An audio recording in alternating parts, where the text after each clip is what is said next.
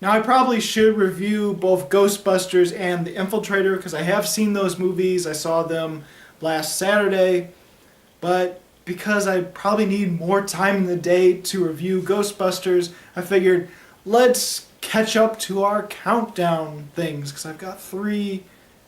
Because I've got May to do, I've got July to do, and I've got for best and worst of both, and I've got to do the best and worst movies I've seen so far this year because we're already past the halfway mark of 2016. So let's get to my favorite films of May 2016. Okay, so May is a month where I got really far behind in movie reviews. So a lot of the movies on this list, I just didn't get the time to review them, and hopefully I'll review them someday. I have no idea when because I'm still trying to catch up with the newest ones I've seen. So, but as a disclaimer, I really only saw 10 movies from May, which is very, very little in compared to other months. So, as a disclaimer, there are plenty of movies that probably would make this list if I had seen them, and so I'll just spout off a few of them. Cash Only, which I've heard good things about. The Family Fang. And this is a foreign film that I probably will mispronounce, so I'll just show the poster, and if the title's not clear enough on the poster, I'll put it down here. A Bigger Splash. Sunset Song, which I think is a romance. I mean, the cover looks like a romance piece. What We Become, which is another foreign film, a horror film, a zombie film, I believe. Last Days in the Desert, and a documentary called Wiener. So those are movies that could have made this list, but because I haven't seen them, they haven't. And so there's 8 movies I liked from May out of the 10 that I've seen. So let's just do the 5 best and let's have the honorable mentions. I can't believe I'm saying this, but honorable mentions is the Angry Bird movie, which was alright. It was okay. It has its cute moments, its funny moments. I really hope to do a review of that eventually. Money Monster, which was a pretty good thriller. I do actually have a review for that one. And my other honorable mention is High Rise, which I highly recommend. Now, so far this year, I feel that April and May have killed it when it comes to movies, or when it comes to consistently having really, really great movies that I enjoyed. And my top 5 in May are all 4.5 stars or higher. My number 5 is Neighbors 2 Sorority Rising. And I have to say, this was incredibly funny. I could not stop laughing throughout the entirety of the film, practically. For me, Neighbors was okay. I wasn't a huge fan of it. I still really liked it, but compared to other Seth Rogen movies, it was one of the more mediocre films. So for me, Neighbors 2 is just like what 22 Jump Street was like for me, where 21 Jump Street was okay, but I really, really enjoyed 22 Jump Street. And so Neighbors 2 is kind of like that for me.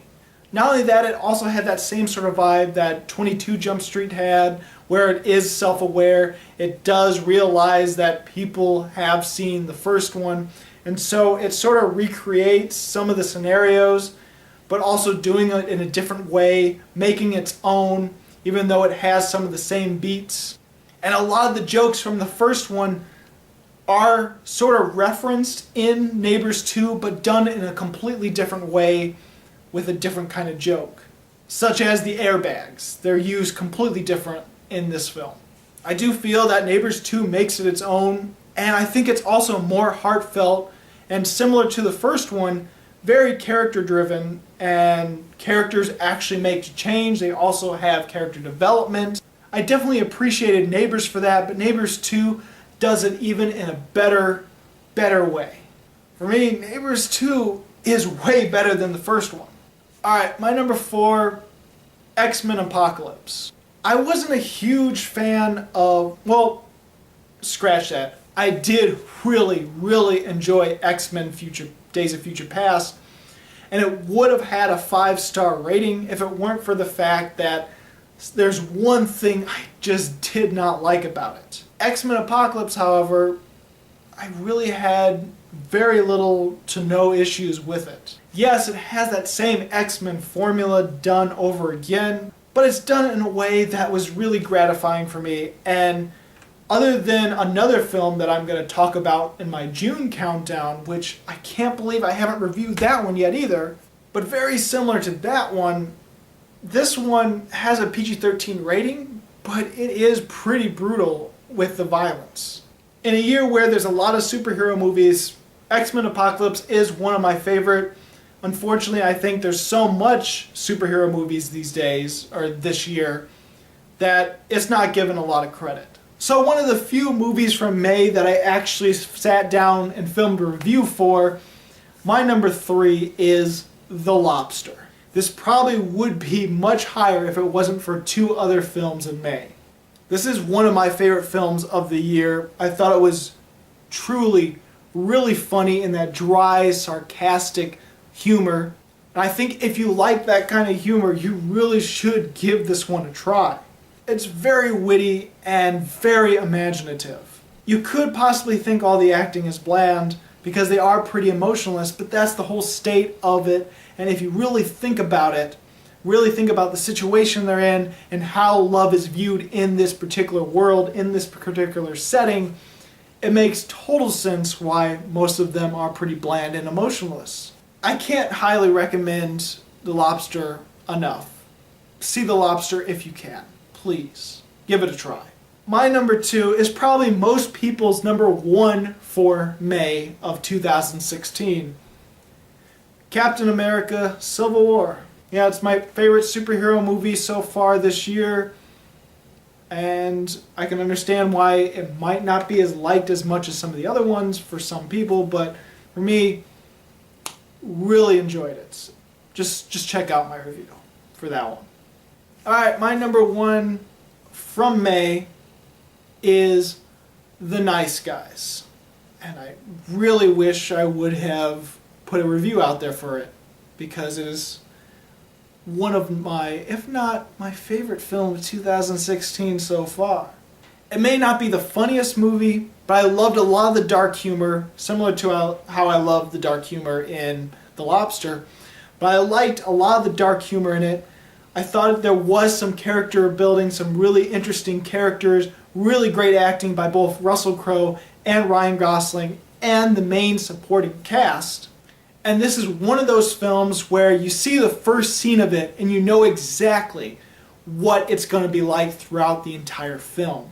It really sets the great tone, its dark tone, its comedic style, and the overall presence of what this movie is going to be like. The Nice Guys, if you haven't seen it, please check it out. So I know I didn't ramble on, I didn't talk a lot about some of the movies as I could have, but I want to try to get these countdowns done as quickly as possible. If you're interested, if you want to know more about some of these films, just ask about it in the comment section and I'll go into more detail.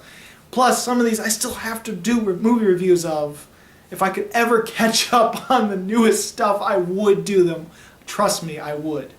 But things have been hectic and busy around here, so I haven't really been able to sit down and actually do a lot of movie reviews. So what are your favorite films of May 2016? Go ahead and comment below, make a list, make a countdown, do whatever, say your favorite.